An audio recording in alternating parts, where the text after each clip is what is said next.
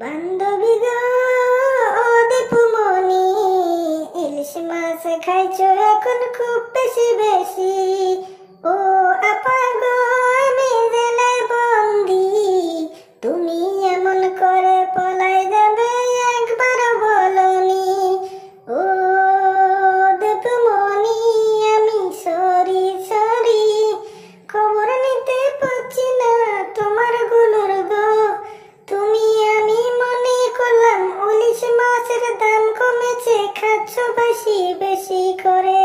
ও আপা গো, খুব কষ্টে আছি গো, ইলিশ খাবো নাকি ভাতে জোটে না, জেলের ভাত তো আমার ঢোকে না গো ভিতরে।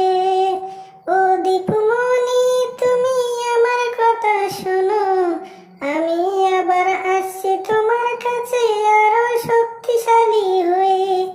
ও আপা গো, ও আপা গো, এরা তো অনেক বলতো, কত কি অপবাদ দিত। হ্যাঁ দীপুমণি, হ্যাঁ দেখো আগে কত বলতো ইলিশ মাছের